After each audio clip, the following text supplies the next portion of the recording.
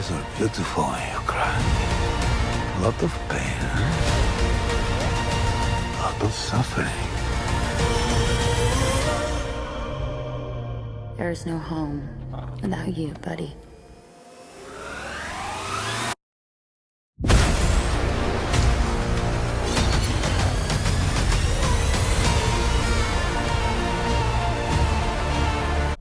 Hello everyone, welcome to another movie review. I just saw this movie right here, Supergirl. This was an early showing, and I think this is the first time I've ever gotten, I don't know what you would call this at an early showing, a paddle?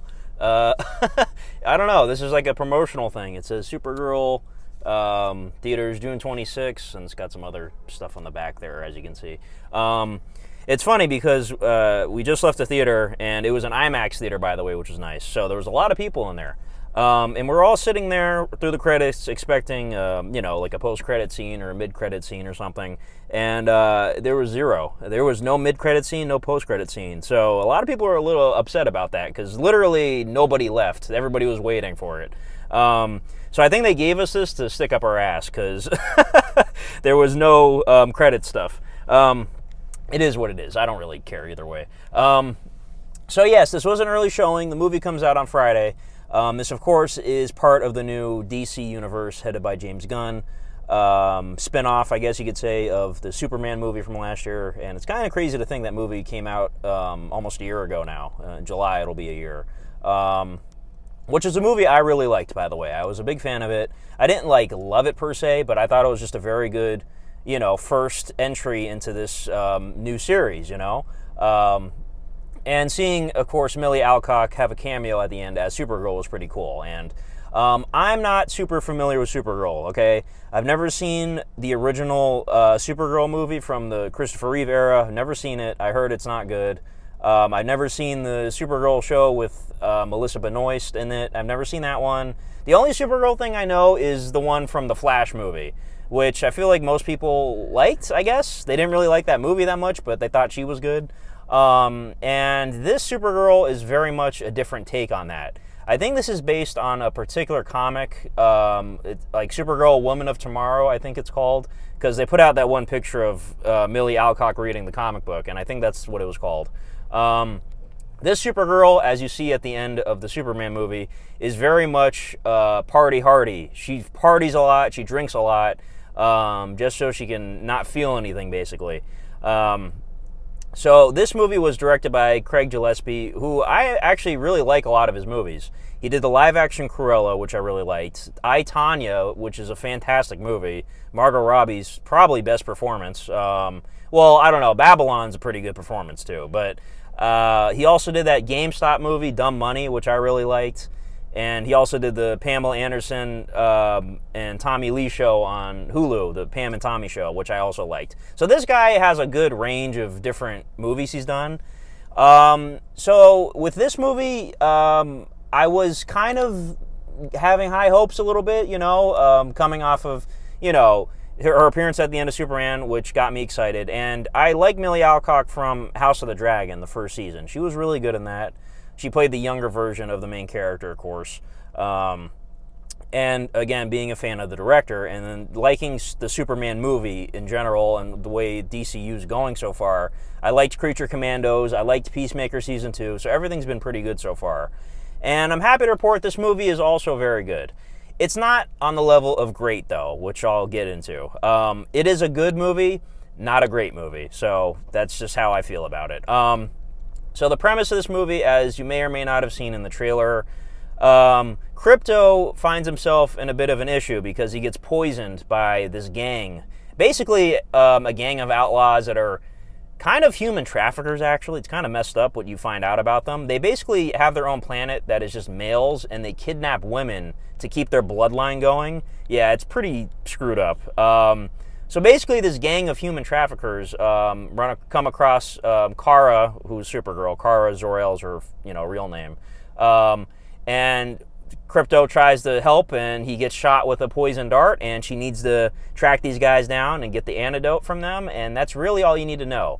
They didn't really illustrate in the trailer, but there's another girl she's with. Her name is...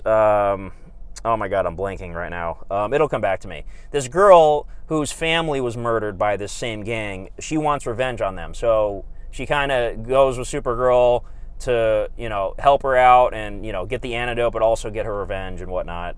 And during the movie, too, you get flashbacks with Kara on Krypton before, it was finally destroyed. And you get a little bit of her backstory.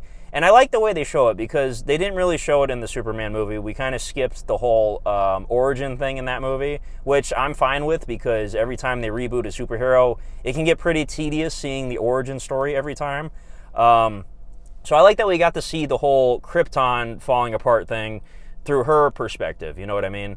And it is very tragic, actually, and then we get to see, of course, if you've seen the trailers, it's not a spoiler, but Superman is in this movie, and the way they use him, I thought was very well done. They did a good job of illustrating his relationship with Kara, they are cousins, and how he sort of, had to raise her, basically, after what happened, and had to, have her fully, become an Earthling, basically. So that was pretty cool. I like that. And this is my favorite thing in the movie, and I feel like most people are going to agree with this. And you already know what I'm talking about. Jason Momoa as Lobo. Oh my god, this literally felt like something ripped out of a comic book. Like, seriously. I know people for years were talking about this character. I'm not familiar with Lobo either. I'm not a comic book guy, really. If you can't tell, I don't really know my stuff aside from, like, the movies. But I didn't really know Lobo, but just seeing an image of him, I was like, oh my god, yeah, I see what people are saying. Jason Momoa would kill that role. I already know it. And, man, he is easily the best character in this movie.